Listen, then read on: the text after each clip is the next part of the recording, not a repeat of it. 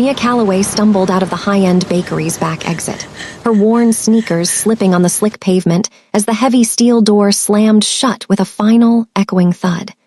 She had been shoved into the freezing rain barely 10 minutes earlier, framed for a theft she didn't commit by coworkers who viewed her honesty virtue as a threat to their own corruption. With no warning and no severance, Victor Harlow had stripped her of her livelihood and the tiny storage room where she slept, leaving her with nothing but a scuffed canvas bag that smelled of yeast and stale flour. The rain felt like a personal betrayal, a freezing downpour that soaked through her thin hoodie until the damp cotton clung to her shivering frame. Nia walked without direction, her shoulders hunched inward to trap what little warmth remained, her fingers white-knuckled around the strap of the bag that contained her entire life. 6 months. That was how long she had survived in that cramped storage room, sleeping on a thin pallet between flour sacks. 6 months of being the first one in and the last one out, keeping her head down and her integrity intact while Sabrina Cole and Derek Vaughn started cutting corners. She had thought her honesty was her shield. She was wrong. It had been her target. She didn't know that the broad-shouldered man watching from the black SUV idling at the corner owned the very floor she had just been forced to scrub. As the back window lowered slowly, Nia froze, facing a man with a sharp jawline and a focused, assessing gaze. When Kang Yi-min rolled down his window and asked one simple question, "Why are you out here?" the trajectory of her life shifted instantly. The man who had just discarded her like trash would wake up the next morning to find his entire operation erased, unaware that the disposable girl he threw into the storm had just found her ultimate sanctuary. Nia Calloway did everything right. She worked the hardest shifts, slept on a concrete floor, and protected a business that wasn't even hers, all because of a virtue that her boss eventually used to destroy her. Now she's standing in the freezing rain with nothing but the clothes on her back, while the people who framed her are celebrating inside a warm building. I have to ask you honestly, if you saw a girl like Nia, soaked, shivering, and clearly broken, walking alone past your car tonight, would you actually roll down your window to help? Or would you look the other way and tell yourself it's not your problem? Drop a yes in the comments if you believe Nia deserves justice, and tell me, what is the one thing you would say to her in that SUV to make her feel safe again? Don't let her story end in the rain. Subscribe now if you are new here to see exactly how Kang Yi-min dismantles the people who thought Nia was disposable. Don't forget to also drop the city and time you are watching from in the comment. Now let's get back to the story. The black luxury SUV's door closed with a solid, final thunk, instantly severing Nia from the violent roar of the storm outside. The transition was so abrupt it felt like a physical blow. The freezing, needle-like rain was replaced by a wave of immaculate, dry warmth that carried the scent of expensive cologne and a quiet, underlying presence of power. Nia sat huddled in the corner of the leather seat, her chaotic presence a jagged stain against the vehicle's pristine interior.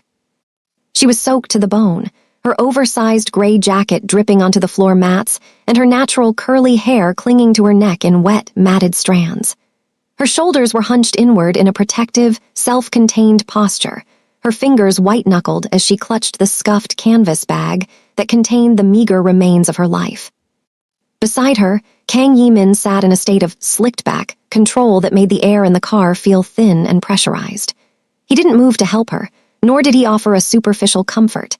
He simply sat with one arm resting casually on the car door, his athletic, broad-shouldered frame draped in a tailored dark suit that cost more than Nia had made in her entire history of odd jobs. His face was angular and hardened, his neutral expression entirely unreadable as he watched her through eyes that didn't blink or soften. The contrast was absolute.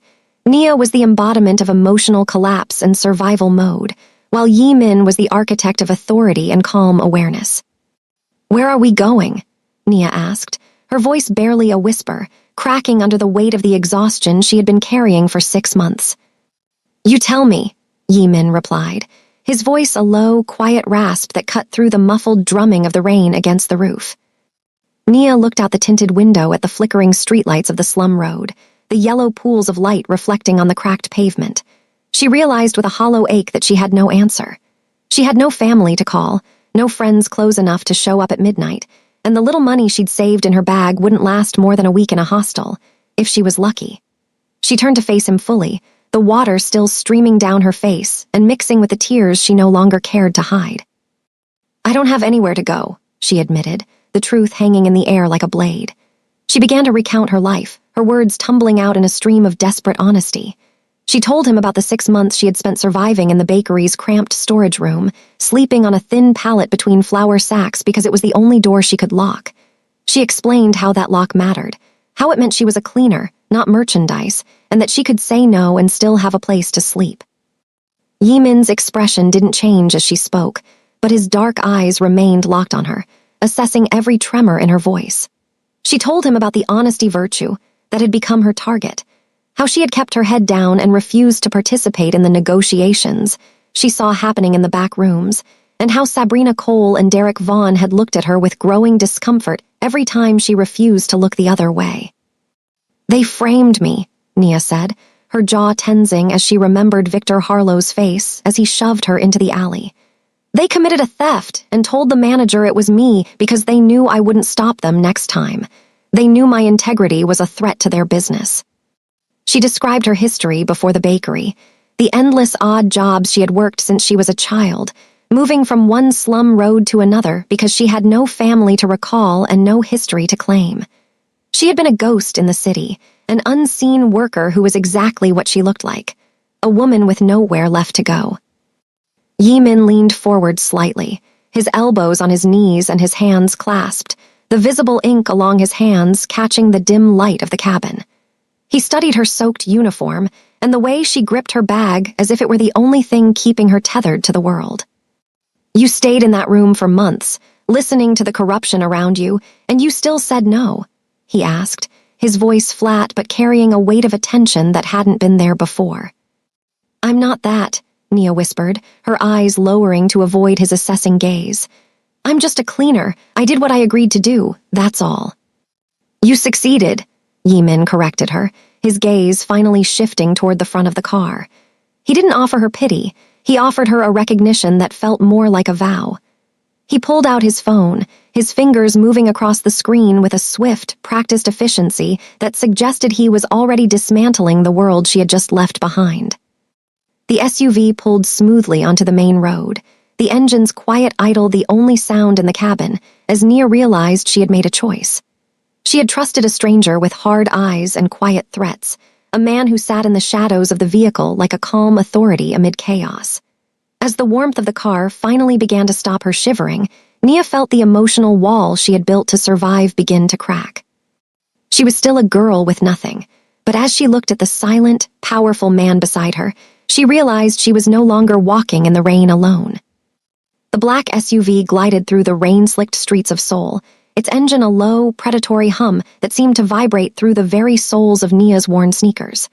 Inside the cabin, the silence was heavy, pressurized by the presence of the man beside her.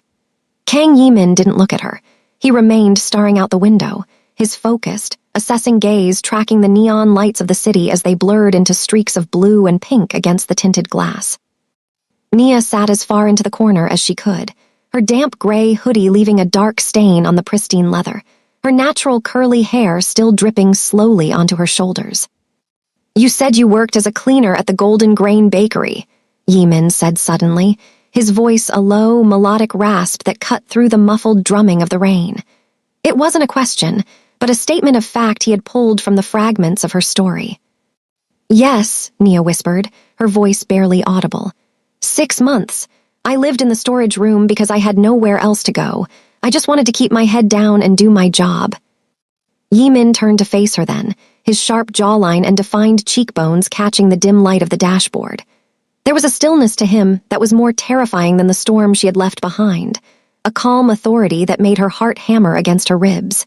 He pulled out his phone, his fingers moving across the screen with a swift, practiced efficiency, and for a moment, the only sound was the faint tapping of glass. "Victor Harlow," Yimin said, the name sounding like a curse in his mouth. "The manager who threw you out. He told you that you were fired for theft." Nia nodded, her jaw tensing as the memory of the framing hit her like a fresh blow. Sabrina Cole and Derek Vaughn. They were the ones who actually took the money from the register. They knew I saw them. They knew my honesty virtue meant I wouldn't stay quiet for long, so they made sure I was gone before I could tell anyone. She looked down at her hands, her medium-dark skin pale under the stress. Victor didn't even listen. He just told me to pack my shit and shoved me into the rain.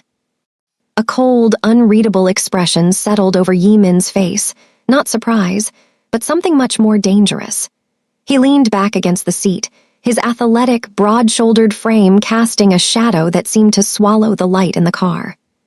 "They have been stealing from me," he said quietly, the words hanging in the air like a blade.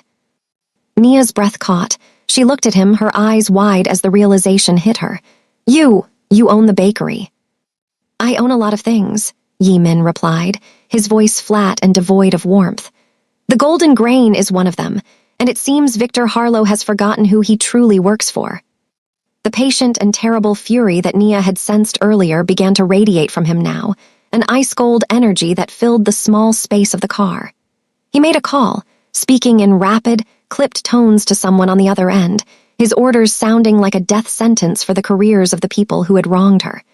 He didn't raise his voice, but the controlled danger in his tone was absolute. "We are going back," he said, ending the call and sliding the phone into his tailored suit jacket. "No, please," Nia stammered, panic rising in her chest. "I can't go back there, Victor. He'll call the police. He'll tell them I'm the thief." "He will do nothing," Yi Min said, his gaze locked on hers with a protective intensity that made her shivering finally stop. "Not while you are with me. I want to meet the man who thinks he can use my property to exploit an honest girl and then throw her away like garbage." The SUV slowed as it turned onto the familiar street, the warm, golden glow of the bakery's storefront appearing through the downpour like a cruel joke. Nia saw the silhouettes of Sabrina and Derek through the glass, likely already celebrating their successful frame-up, unaware that the disposable girl they had discarded was returning with the king. Yi Min opened his door, the rain darkening the shoulders of his expensive suit instantly, but he didn't seem to notice. He stood outside the car, waiting for her, his presence a vow of silk and ink against the night. Nia hesitated, her fingers fumbling with the strap of her scuffed canvas bag, her instinct screaming at her to run. "Stay close to me," Yi Min commanded, his hand resting on the door frame as he leaned down to look at her. "Don't speak unless I tell you to. You are no longer a cleaner in that building, Nia. You are with me." Nia stepped out into the rain, her old sneakers squelching on the pavement just as they had when she was kicked out, but this time, the emotional wall of her shame was cracked. She followed him toward the entrance, her shoulders still hunched but her eyes fixed on the broad back of the man in the black suit. As they pushed through the doors, the bell chimed, a sound Nia had heard 1,000 times, but the atmosphere changed the moment Yi Min crossed the threshold. The sharp edges of the staff's laughter died mid-sentence. Victor Harlow, who had been leaning against the counter with a smug smile, went white the second his eyes landed on the man standing beside the girl he had just evicted. Yi Min didn't smile. He didn't greet them. He stood in the center of the room, surveying the bakery with the expression of a man inspecting a nest of thieves. His unreadable, focused gaze moved from Victor to the register, and then back to Nia, who stood in her soaked gray hoodie, a silent testament to the cruelty that had been enacted under his name. "Victor," Yi Min said, his voice dropping into that terrifyingly quiet rasp. "Tell me why my best cleaner is standing in the rain while you are inside, counting money that doesn't belong to you." The wrath in the room was palpable, a systematic dismantling of Victor's confidence that was only just beginning. Nia watched, her heart pounding, as the man who had made her feel like a ghost now trembled under the shadow of the Mafia boss. The heavy glass door of the Golden Grain Bakery swung open with a chime that sounded like a funeral bell in the sudden, pressurized silence of the room. Nia followed closely behind Kang Yi Min, her soaked sneakers leaving a trail of wet footprints on the polished floor she had spent 6 months keeping immaculate. Inside, the air was warm and smelled of cinnamon and expensive yeast, a sharp contrast to the bruised, heavy purple sky and the freezing rain that had nearly broken her spirit. Victor Harlow was standing near the high-end display cases, his hard, stern features twisted into a look of irritation that shifted instantly to raw, unfiltered panic as his eyes landed on Yi Min. Beside him, Sabrina Cole and Derek Vaughn were leaning against the counter, their faces still wearing the remnants of the smirks they had used to watch Nia be shoved into the storm. They had been laughing, celebrating the negotiation that had finally removed the only girl with an honesty virtue from their sight. The moment Yimin stepped into the center of the room, the sharp edges of their confidence vanished. Sabrina's hand, which had been mid-gesture as she mocked Nia's hunched posture, froze in the air. Derek took a visible step back, his eyes darting toward the black SUV idling at the corner through the front window, realizing with a sickening jolt that the man who owned the building, the man who moved like smoke and dealt in precision that left no fingerprints, was standing right in front of them. Yimin didn't speak immediately. He stood with a calm authority that made the fluorescent lights of the bakery feel harsh and clinical. His focused, assessing gaze moved methodically from the cash register to the storage room door, and finally to the three people who had treated Nia like she was disposable. Nia stood just behind his shoulder, her natural curly hair clinging to her face in wet strands, her scuffed canvas bag clutched against her chest like a shield. She looked exactly like what they had made her, a woman with nowhere left to go, but now she was standing in the shadow of a king. "Mr. Harlow," Yimin said, his voice a low, melodic rasp that cut through the hum of the industrial refrigerators. "I recall giving orders that this location was to be run with the same slicked-back control as the rest of my holdings. Yet, I find my best cleaner in the rain and a nest of thieves behind my counter." Victor cleared his throat, his face turning a sickly shade of gray as he tried to pull his professional mask back into place. "Mr. Yimin, I can explain. Nia was caught stealing from the register. Sabrina and Derek witnessed it themselves. It was a matter of standard procedure for someone caught in the act." Sabrina nodded frantically, her glossy eyes darting between Yimin and the floor. "It's true, sir. She's been life-tired and desperate for weeks. She thought she could get away with it because she's a ghost here." Yimin's jaw tightened, a flash of patient and terrible fury moving across his features. He didn't look at Sabrina. He kept his eyes locked on Victor. "You believe that a girl who has spent 6 months sleeping on a thin pallet between flour sacks, rather than compromising her values, would suddenly decide to ruin herself over a few bills?" He stepped closer to the counter, his broad-shouldered frame casting a shadow that seemed to swallow Victor whole. "Or is it more likely that the people who found her integrity a target decided to erase her before she could report the skimming of deposits I'm already seeing in my digital audit?" The silence that followed was ice cold. Derek looked like he might be sick, his shoulders slumped as the planned backfire of their lies began to snap shut around them. They had expected Nia to disappear into the slum road and be forgotten. They hadn't expected the Mafia boss to roll down his window and ask a simple question. Yimin pulled out his phone, his fingers moving with practiced efficiency as he signaled for his tactical team to enter. "The midnight audit has already begun, Victor. My people are currently hacking into your offshore accounts and redirecting the funds you thought were hidden." He turned slightly to look at Nia, his expression shifting from neutral and unreadable to a flicker of focused concern. "Nia, show me the storage room." Nia led him toward the back, past the bathrooms and the storage bins she had scrubbed until her fingers ached. When they reached the door, Victor tried to protest, but one of Yimin's security guards moved to pin him against the wall with precision that left no room for escape. The storage room was barely bigger than a closet, and when Nia opened the door, it revealed exactly how she had been living. The mattress on the floor was gone, likely thrown into the alley along with the rest of her dignity. Just bare walls and a concrete floor remained. Yimin walked into the small space, his tailored dark suit looking wildly out of place against the cold concrete. He ran a hand along the wall where Nia had hung her single lamp, his unmistakably powerful presence filling the room. 6 months of this, he whispered, his voice holding a certainty that made Nia's breath catch. "And they still thought they could break you." He turned back to the hallway, his neutral expression replaced by a look of cold finality. Victor was now being led toward the front of the bakery by the guards. Sabrina and Derek were already being questioned in separate corners, their smirks long gone, replaced by the terrible silence of people who realized their lives had been erased from the map. "This location ends tonight," Yimin declared, his voice a low, melodic rasp that echoed off the tile walls. "I want a full audit of every transaction, every fabricated debt, and every illegal termination that happened under this roof. As Nia watched her former tormentors being dragged into the bruised, heavy purple night, she felt the emotional wall of her shame finally crumble. She was still wet and shivering, but she was no longer a disposable cleaner. She was the only person in the building who had passed the tests of virtue, and as she looked at Yi-min, she knew the 3-year winter of her life was finally over. "You aren't going back to the street, Nia," Yi-min said, his hand resting on the door frame with quiet reverence. "The midnight audit isn't just about catching thieves. It's about finding the person who is extraordinary enough to deserve a throne."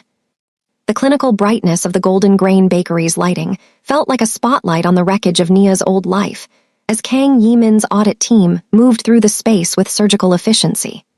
While the storm outside continued to hammer against the glass, turning the world into a bruised, heavy purple blur, the atmosphere inside had shifted from a scene of domestic injustice into a high-stakes forensic investigation. Yi-min stood near the marble counter, his tailored dark suit crisp and dry while Nia remained in her soaked hoodie, her natural curly hair slowly beginning to dry into chaotic coils as the warmth of the building finally started to penetrate her bones. Gabriella, the woman with short silver hair and sharp eyes who led the audit team, stepped forward, her heels clicking rhythmically against the floor Nia had spent 6 months keeping immaculate. She held a tablet out to Yi-min, the screen glowing with a series of spreadsheets and encrypted folders that had been pulled from Victor Harlow's private terminal within minutes of the building's lockdown. "We've bypassed the encryption on the manager's secondary ledger," Gabriella stated, her voice as professional and clinical as the equipment her team carried. The Golden Grain wasn't just losing money, it was being hollowed out from the inside. Victor Harlow has been running 2 sets of books for at least 5 months. Yi-min didn't look away from Victor, who was currently being held in a chair by 2 guards, his hard, stern features now a ruin of raw, unfiltered panic. "Explain the discrepancy," Yi-min commanded, his voice a low, melodic rasp that carried the weight of a death sentence for Victor's career. Gabriella gestured to the data on her screen. "There are over 147,000 rear in unreported cash transactions and another 200,000 in withheld wages and fabricated debt payments. But the most interesting part isn't the theft itself, it's the timing. Every major embezzlement spike over the last 3 weeks coincides with Nia Calloway's shifts." Nia felt her breath catch in her throat, her white-knuckled grip on her scuffed canvas bag tightening. She looked at Sabrina Cole and Derek Vaughn, who were standing in separate corners of the room, their smirks completely gone, replaced by a terrible silence. "They weren't just stealing," Nia whispered, the realization hitting her with the force of the freezing rain she had just escaped. "They were using my name. They were logging the missing cash under my employee ID." Gabriella nodded, her gaze shifting to Nia with a flicker of respect. "Exactly. Sabrina and Derek were the ones physically handling the registers, but they were using Nia's credentials to process refunds and voided transactions that never existed. They needed a fall guy, and because Nia refused to participate in their corrupt schemes or look the other way, she was the perfect target." Yi-min stepped closer to Victor, his broad-shouldered frame casting a long, intimidating shadow over the desk where the manager had once sat like a king. "You didn't throw her out because she stole," Yi-min said, his voice dropping into a tone of absolute certainty that made Victor flinch as if he had been struck. "You threw her out because her honesty was a threat. You knew that as long as she was in this building, you couldn't complete the dismantling of my profits without getting caught." Victor tried to speak, his mouth opening and closing like a landed fish, but no words came out. The evidence in the ledger was absolute. It documented every skimmed deposit and falsified invoice that Sabrina and Derek had executed under Victor's supervision. It even included a private chat log where Derek had complained to Sabrina that the cleaner is watching the cameras again, followed by Sabrina's chilling response. "Then we'll make sure she's the one the cameras catch." Nia felt a strange, hollowed-out sensation in her chest. For months, she had lived in the storage room, sleeping on a mattress between flour sacks and feeling like a ghost that nobody noticed. She had been told she was naive, that she didn't understand how the world worked, and that her honesty virtue was a luxury she couldn't afford. But now, as she watched Yi-min's people pull the truth from the shadows, she realized her integrity hadn't been a weakness. It had been the very thing that made her extraordinary enough for a mafia boss to stop his car in the rain. "What about the theft from tonight?" Nia asked, her voice stronger now, no longer cracking with the shame of the accusation. Gabriella tapped a few more keys on her tablet, pulling up the security footage from 3 hours prior. On the screen, the high-definition cameras showed Sabrina Cole sliding a stack of bills into her waistband, while Derek Vaughn stood watch near the kitchen entrance.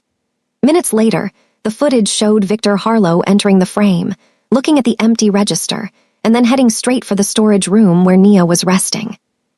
"He didn't even check the logs," Yi-min noted, his focused, assessing gaze narrowing as he watched the screen.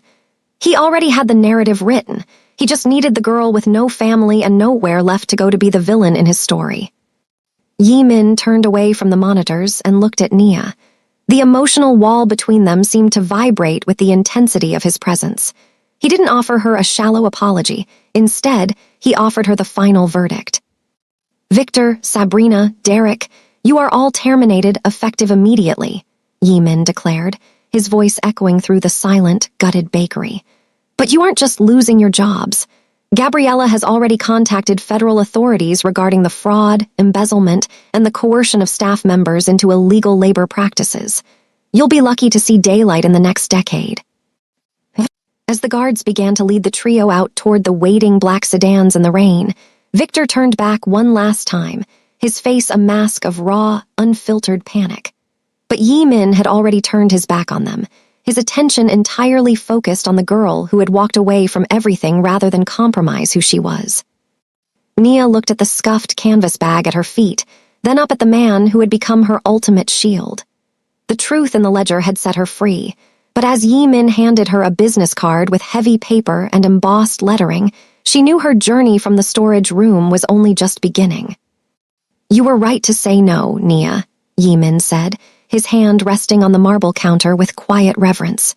"The world tries to break people like you because it's afraid of what happens when you don't. Now, you're going to help me ensure it never happens in one of my buildings again." The heavy silence that followed the departure of the bakery's former staff was not the cold, abandoned quiet Nia had feared when she was first shoved into the rain. It was a pressurized, expectant stillness. The truth in the ledger had been revealed, the nest of thieves had been purged, and now only Nia and Kang Yi-min remained in the center of the golden grain. The clinical brightness of the bakery glinted off the marble counters she had polished until her fingers were raw, a silent testament to her 6 months of invisible labor. Yi-min stood with his athletic, broad-shouldered frame reflected in the high-end display cases, his neutral expression giving away nothing of the patient and terrible fury that had just dismantled Victor Harlow's career. He looked at Nia, his focused, assessing gaze, taking in her soaked gray hoodie and the scuffed canvas bag that still sat on the floor, the only evidence of the life she had been living in a room barely bigger than a closet. "They are gone," Yi-min said, his voice a low, melodic rasp that vibrated through the warm air of the shop. "The manager who threw you out, the coworkers who framed you, they will never step foot on my property again." Nia nodded, her natural curly hair heavy with the remnants of the storm. She felt a strange, hollowed-out sensation in her chest. For so long, her honesty virtue had been a target, a reason for people to look the other way or push her into the shadows. Now, the people who had treated her as disposable were being erased, but the weight of her own survival still pressed against her. Yi-min reached into the pocket of his tailored dark suit and pulled out a heavy ring of brass keys. He didn't hand them to her immediately.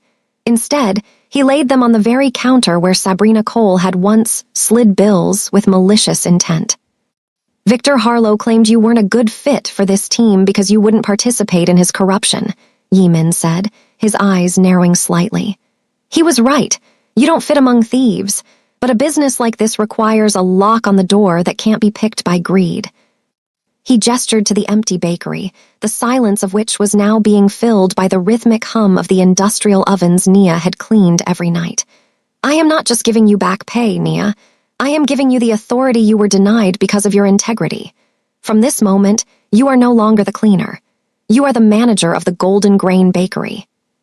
Nia's breath caught, her shoulders hunched inward as she stared at the keys. The emotional wall she had built to protect herself from the sharp edges of her reality felt like it was finally crumbling.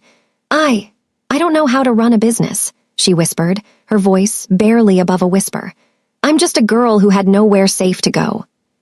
"You know this building better than the man I just fired," Yimin countered, his voice holding a certainty that acted as Nia's ultimate shield. "You've seen the negotiations in the back rooms. You've heard the rumors. You've lived in the very storage room they used to exploit their power." He stepped closer, his unmistakably powerful presence filling the space between them. "You have the outstanding abilities that others try to bury under layers of shame. I have tested you tonight, Nia, and you have shown me that you walk upright even in the rain." Nia looked at her hands, the medium-dark skin chapped from the punishment of the winter air and the caustic cleaning supplies. She thought about the 6 months she had spent as a ghost, keeping her head down and doing her job while the world told her she was naive. She thought about Lucia and the young ones who had been trapped because nobody had the strength to say no. "If I take these," Nia said, her voice growing stronger, "it won't be like it was, the girls who work here. They won't have to sell themselves to keep a roof over their heads." "That is exactly why I am giving them to you," Yimin replied, a flicker of focused concern crossing his angular, hardened features. "I am burning it all down and rebuilding correctly. I need someone who knows what it means to be life-tired and still choose to be true." Nia reached out, her fingers trembling as they brushed the cold metal of the keys. As she closed her hand around them, the weight of the brass felt like a vow of silk and ink. She was no longer the disposable girl in the soaked gray hoodie. She was the woman who had refused to break, and now she had the power to ensure the golden grain was a sanctuary rather than a prison. Yimin watched her, his neutral expression finally softening into something that resembled respect. "Tomorrow, my audit team will return to help you finalize the staffing. But tonight, the building is yours. There is a clean apartment waiting for you nearby, no more thin pallets between flour sacks." Nia looked around the bakery, seeing it for the first time not as a place of exhaustion and aching, but as a kingdom she had been extraordinary enough to win. She looked at the man who had stopped his car in the rain for a stranger, and she realized that the 3-year winter of her life was truly ending. "Thank you, Mr. Yimin," she said, her head tilted up for the first time, no longer avoiding eye contact. "Don't thank me, Nia," he replied, turning toward the black SUV idling at the corner. "Just lead. Show them what happens when the girl they threw in the rain finally comes inside." As Yimin walked out into the pre-morning gray, Nia stood in the center of the golden grain, the keys gripped tight in her hand. The rain had finally stopped, and for the first time in as long as she could remember, she had a lock on the door that she actually owned. 8 months had passed since the night the rain tried to swallow Nia Calloway whole, and the city of Seoul now shimmered under the golden, late-afternoon sun of a blossoming spring. The girl who had once stood in a soaked gray hoodie, with natural curly hair, clinging to her neck in wet, chaotic strands was gone, replaced by a woman who moved through the glass and steel corridors of the Kang Corporation with the slicked-back control of a natural leader. Nia was no longer hunched or avoiding eye contact. She walked upright, her shoulders back, dressed in a tailored charcoal suit that mirrored the athletic, broad-shouldered authority of the man who had found her in the dark. The Golden Grain Bakery had been her first proving ground. In the months following the midnight audit, Nia had transformed the shop from a nest for thieves into the most profitable flagship in Yimin's portfolio. She had done it not by fear, but by the very honesty virtue that Victor Harlow had once tried to weaponize against her.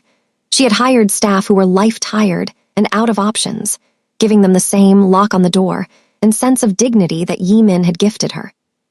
But unbeknownst to Nia, her success at the bakery was only the first stage of a much larger evaluation. Kang Yimin was a man of precision that left no fingerprints, and he did not elevate people to his inner circle based on potential alone. Throughout her tenure as manager, he had subjected Nia to a series of secret tests of virtue. There were the unreported cash, discrepancies left intentionally in the register to see if she would skim for herself, the lucrative but unethical entertainment services, contracts offered by third-party vendors that she had rejected with blade-like finality, and the several anonymous opportunities to sell company secrets for more money than she had ever seen. Nia had passed every single one, her integrity remaining as unwavering as it had been when she was sleeping on a thin pallet between flour sacks. Now she stood outside the heavy mahogany doors of Yimin's executive suite on the top floor, her scuffed canvas bag, long ago replaced by a sleek leather briefcase.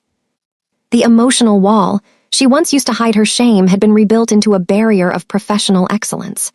When the doors opened, she found Yimin standing by the floor-to-ceiling windows, looking out over the city he controlled. He was as dangerous and unmistakably powerful as the night they met, his sharp jawline silhouetted against the amber sky. "You wanted to see me, Mr. Kang?" Nia asked, her voice resonant and clear, no longer barely above a whisper. Yimin turned slowly, his focused, assessing gaze lingering on her with a quiet reverence that few in the corporation ever witnessed. He didn't offer a seat, he simply gestured to a leather folder on his desk, the truth in the ledger of a different kind. "I have monitored the Golden Grain's transition under your leadership, Nia," he said, his voice a low, melodic rasp. "You didn't just clean the building, you cleaned the culture. You found the discrepancies my own regional managers missed, and you treated the staff like they were extraordinary, not disposable." He stepped closer, his presence filling the room with the same gravity that had stopped her heart in the rain. "But more importantly, you stayed true to the girl who walked in the rain. You were offered premium services in the form of bribes and shortcuts, and you chose the hard path every single time." Nia looked at him, a flicker of the old, glossy-eyed vulnerability surfacing for just a moment before she suppressed it. "I told you that night, I'm just a person who does what she agreed to do. My honesty isn't for sale, Mr. Kang. It never was." "I know," Yimin replied, and for the first time, a small, genuine smile touched his angular, hardened features. "Which is why you are wasted at the bakery. I need a shield at the corporate level, someone who can spot the manager who thinks he runs my club before he can ever start skimming deposits again." He picked up the folder and handed it to her. Inside was a contract for the position of Director of Operations for his largest subsidiary. The salary, the compensation for emotional distress from her past, and the new apartment, deed included, were beyond anything Nia had ever imagined in her survival mode dreams. It was her director's ascension, a move that would take her from the slum roads of her past to the pinnacle of the Kang Empire. "This is a lot of power, Nia," Yimin said, his dark eyes unblinking. "In my world, power is gunfire and broken glass disguised as business. People will try to break you. They will try to find a weakness in your virtue. They will think you are naive because you aren't cruel." Nia gripped the folder, the weight of the vow she was making feeling solid in her hands. She thought of Sabrina and Derek, and of Victor Harlow, who had seen her only as merchandise to be discarded. She thought of the young ones like Lucia who were still out there, waiting for someone to roll down their window. "Let them try," Nia said, her voice like steel. "I spent 20 years with nothing and I didn't break. I'm not afraid of the sharp edges anymore." Yimin nodded, his controlled, unreadable expression finally settling into one of clinical pride. "Then welcome to the board, Director Calloway. You've earned the right to burn it all down and rebuild it in your image." As Nia walked out of the office, the escouch of her old sneakers was replaced by the confident click of her heels. She was the right-hand woman of a king, a refuser who had become a ruler. The 3-year winter was a memory, and as she looked at the city lights flicker on through the corporate glass, Nia knew she was no longer just surviving. She was finally, undeniably, in control of her own destiny. The golden late-afternoon sun had long since dipped below the horizon, leaving the Seoul skyline bathed in the bruised, heavy purple of a restless twilight. Nia Calloway sat in the back of her new company sedan, the interior a sanctuary of black leather, immaculate and dry. A stark contrast to the memory of the slum road she once walked. As the director of operations, she was no longer the girl with natural curly hair clinging to her face in the rain. She was a woman of slicked-back professional control, her charcoal suit a vow of silk and ink that signaled her ascension. Yet, despite the new apartment and the director's ascension, Nia still carried the hypervigilance of a survivor, a focused, assessing gaze that watched the mirrors as the city lights blurred past. She didn't notice the dented, nondescript van that had been trailing her since she left the Kang Corporation headquarters. She was preoccupied with the truth in the ledger of a new acquisition, her mind focused on maintaining the honesty virtue that had become the cornerstone of her leadership. It wasn't until her driver, a young, professional man named Raphael, tightened his grip on the steering wheel that the emotional wall of her calm began to vibrate with a familiar dread. "Director, we have a problem," Raphael said, his voice dropping into a low, quiet rasp that cut through the soft hum of the climate control. Before Nia could respond, the van surged forward, its engine a low, predatory hum that roared into a mechanical scream as it slammed into the rear quarter panel of the sedan. The impact sent a bone-jarring shudder through the car, the sound of gunfire and broken glass echoing in Nia's mind as the side window spiderwebbed. Raphael fought the wheel, his precision leaving no fingerprints, as he kept the car from spinning out into the heavy traffic of the Han River Bridge. The van swerved again, forcing them toward the cracked pavement of a narrow industrial off-ramp. As they were shoved into the shadows of a warehouse district, Nia saw the driver of the pursuing vehicle. It was Victor Harlow. His hard, stern features were twisted into a mask of raw, unfiltered panic and petty cruelty, his eyes wide with the desperation of a man who had seen his entire operation erased and had nothing left but a shadow of a monster. He looked life-tired and weathered, a jagged contrast to the tailored dark suit of the world he had been cast out of. "He's going to kill us," Nia whispered, her shoulders hunched inward as she clutched her leather briefcase like a scuffed canvas bag, a reflexive return to her survival mode. But unbeknownst to Nia, Kang Yimin was a man of unmistakably powerful foresight who didn't leave things to chance. He had secretly placed securities in her car and monitored her transition with a protective intensity that spanned every kilometer of her commute. At the moment of the first impact, a warning notification had flashed on Yimin's end, and the Mafia boss had moved with a precision that left no room for escape. As Victor Harlow's van prepared for a final, lethal ram, the darkness of the industrial road was suddenly pierced by the harsh and clinical strobe of high-intensity LEDs. Two black luxury SUVs, sleek and massive, roared from the side streets like sharks through water. They didn't just intervene, they systematically dismantled Victor's path. The lead SUV, driven by Yimin's elite tactical team, performed a high-speed pit maneuver on the van. The sound of screeching tires and grinding metal filled the air as Victor's vehicle was sent spinning toward a corrugated metal wall. It came to a halt in a cloud of steam and artificial fog from the ruptured radiator. Raphael slammed the sedan into park, and within seconds, the security guards had materialized from the SUVs, arms crossed and expressions carved from stone. They moved with a quiet reverence toward Nia's car, ensuring her safety while others moved to extract Victor from the wreckage. Then a third vehicle arrived. The door opened, and Kang Yimin stepped out into the bruised, heavy purple night. He didn't look at the wreckage, he looked only at Nia. His sharp jawline was set, and his dark eyes held a patient and terrible fury that Nia had only ever seen once before, the night she was thrown into the rain. He walked to her car, his presence filling the room even in the open air.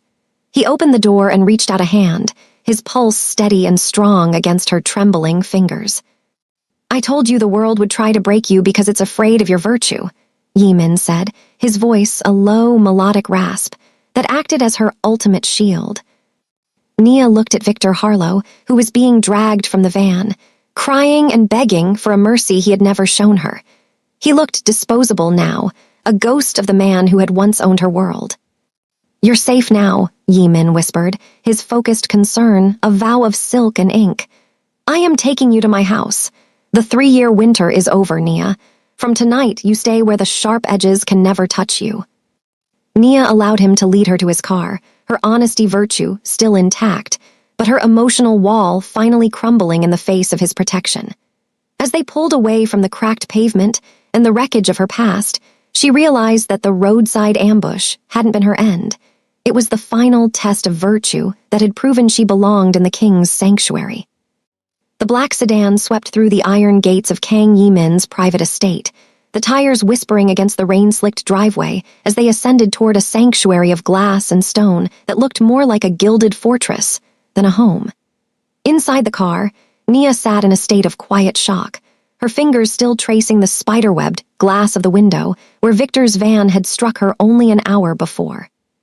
The bruised, heavy purple of the soul night pressed against the windows, but inside, the air was warm and smelled of cedar, the scent of Yimin's world.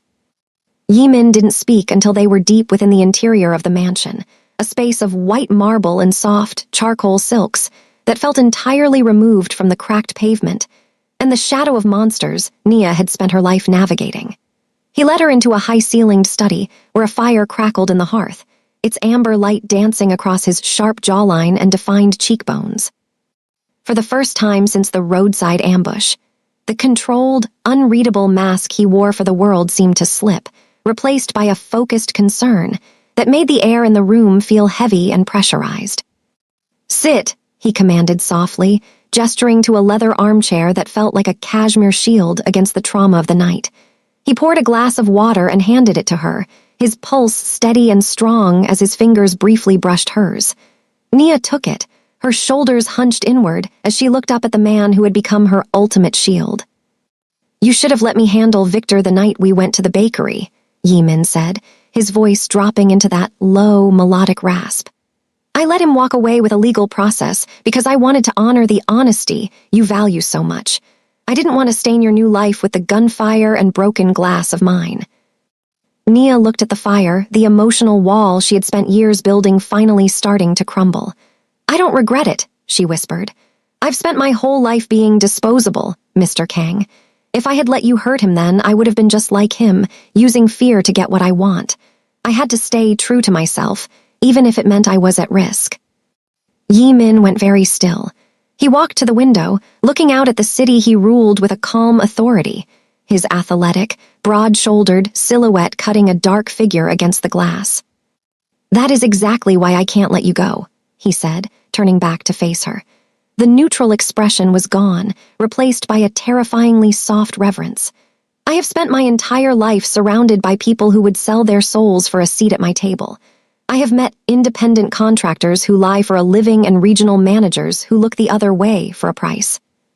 He stepped into the circle of firelight, his gaze unblinking and focused. "But then I found a girl in a soaked gray hoodie standing in a soul-style downpour with nowhere safe to go. You had every reason to be bitter. You had every reason to be life-tired and give up on the values that had cost you your home. And yet, when I asked you what happened, you told the truth. You chose your honesty virtue over the easy lie, even when you were broken and out of options." Nia's breath caught.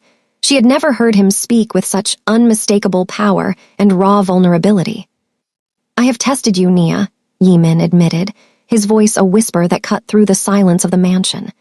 "I left unreported cash in your path. I sent anonymous bribes to your office. I waited for the moment your outstanding abilities would be corrupted by the status I gave you. But you didn't break. You passed every test because your soul is made of something the sharp edges of this city can't cut." He knelt before her, his hands resting on the arms of her chair, his focused, assessing gaze now filled with a protective intensity. "I didn't just promote you because you were a good manager. I promoted you because I wanted you by my side. I fell for the girl in the rain because she was the only person I've ever met who was more powerful than me, because she had the strength to be kind when the world was cruel." Nia's eyes were glossy as if on the verge of tears, her medium-dark skin glowing in the firelight. "You're a mafia boss, Yimin. You move like smoke and erase operations by morning. Why would you care about a girl who used to sleep between flour sacks?" "Because that girl is the only sanctuary I have ever found," he replied, his jaw tightening as he reached out to tuck a stray curl of her natural curly hair behind her ear. "You are the right-hand woman I never knew I needed. My world is full of precision that leaves no fingerprints. But you leave a mark on everything you touch. You make this nest for thieves feel like a home." For a long moment, the only sound was the crackle of the flames. Nia looked at the visible ink along his hands and the slicked-back perfection of his groomed hair, realizing that this Mafia boss had been her ultimate shield. From the very first moment, their eyes met in the storm. "I was so afraid to trust you," Nia whispered, her shoulders finally dropping as she leaned toward him. "I thought you were just another shadow of a monster, waiting to decide if I was worth the trouble." "You were never a disposable trouble, Nia," Yimin vowed, his dark eyes searching hers. "You were a vow of silk and ink I made to myself the second I saw you walk upright in the rain. I love you because you are the only thing in this world that is truly extraordinary." Nia finally reached out, her fingers tracing the sharp jawline she had once feared. The 3-year winter of her isolation was gone, replaced by the heart of the king. As Yimin pulled her into a protective, self-contained embrace, Nia knew she wasn't just a survivor anymore. She was the woman who had refused to break, and she had finally found the one man who was extraordinary enough to love her for it. The skyline of Seoul glowed like a sea of diamonds as Nia Calloway stepped out of the black sedan, the warm spring breeze catching the hem of her floor-length gown of midnight silk. 8 months ago, she had been a ghost in the city, a girl with natural curly hair soaked and matted by a freezing rain that felt like a personal punishment. Now, as she stood before the grand entrance of the International Trade Summit, she was the right-hand woman of Kang Yimin, moving with a slicked-back grace that commanded the attention of every dignitary in the plaza. Her posture was no longer hunched with the weight of survival. It was upright and intentional, her focused, assessing gaze sweeping over the crowd with the calm authority of a director who had earned her throne through unyielding values. Beside her, Kang Yimin stood like a gilded fortress, his broad-shouldered frame draped in a tuxedo that mirrored the controlled danger he had possessed the night he first rolled down his SUV window. He didn't lead her by the hand as if she were a fragile ornament. Instead, they walked side by side, their shoulders touching in a silent vow of silk and ink that signaled their mutual protection. The visible ink along his hands was hidden beneath his crisp white cuffs, but the edge he carried remained, a certainty that acted as Nia's ultimate shield. Inside the grand ballroom, the clinical brightness of the chandeliers glinted off the champagne glasses and the polished marble, a far cry from the flickering streetlights of the slum road where Nia had once wandered without direction. As they moved through the crowd, Nia felt the weight of the emotional wall she had once used to hide her shame. It had been dismantled and rebuilt into a shield, a barrier of professional excellence that allowed her to navigate this nest for thieves with her honesty virtue intact. She watched as powerful men who reminded her of Victor Harlow, approached Yimin with smirks and negotiations that didn't really mean what they said. They looked at Nia with focused, assessing eyes, trying to find a weakness in her background, unaware that she had already passed tests of virtue that would have broken most of the people in the room. "Director Calloway," a high-ranking official said, bowing slightly. "We've heard the Golden Grain's systematic dismantling of its old management has led to record-breaking growth. To what do you attribute such a clean operation?" Nia met his gaze without avoiding eye contact, her medium-dark skin radiant in the amber light. "It's simple," she replied, her voice a low, melodic rasp that carried the certainty of her journey. "We stopped viewing our staff as disposable and started valuing the outstanding abilities that others try to bury under layers of shame. We provided a lock on the door and discovered that honesty is the most lucrative model there is." Yimin remained silent beside her, but she felt his protective intensity like a physical heat. He didn't need to speak. Nia had become his voice in the legitimate channels of his empire, the right-hand woman who could clean the culture of a company while he managed the sharp edges of their world. As the evening progressed, Nia found herself standing on the balcony overlooking the city, the bruised, heavy purple sky of the evening finally giving way to a clear, peaceful dawn. Yimin stepped out to join her, his neutral expression finally softening into a terrifyingly soft reverence as they stood alone in the quiet, steady air. "You handled the board members like you were born to it," Yimin whispered, his pulse steady as his hand found hers. "They don't know what to do with a woman who can't be coerced or bought." "They're afraid of the truth in the ledger," Nia smiled, leaning her head against his shoulder. "They're afraid of what happens when the girl who survived the 3-year winter finally decides to burn it all down and rebuild correctly." Yimin turned to her, his angular, hardened features illuminated by the flickering city lights. "I watched you tonight, Nia.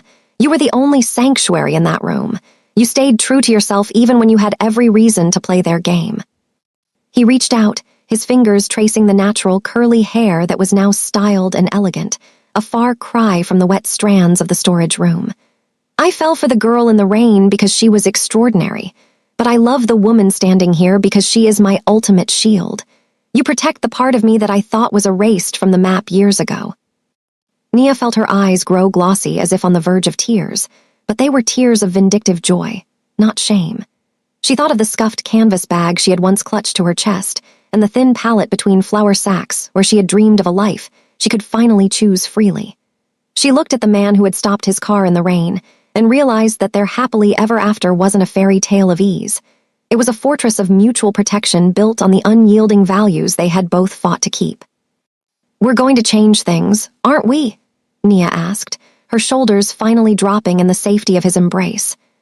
"We already have," Yi-Min vowed, his dark eyes unblinking as he looked out at the city they would now rule together. "The rain has finally stopped, Nia. From tonight, the only thing we will dismantle is the world that tries to tell us we don't belong here." As the first light of the morning sun began to bleed into pale yellow at the edges of the horizon, Nia Calloway stood tall beside her king. She was no longer a ghost or a refuser. She was a survivor, a director, and a partner, walking upright into a future she had chosen for herself, a future where she would never have to walk in the rain alone again.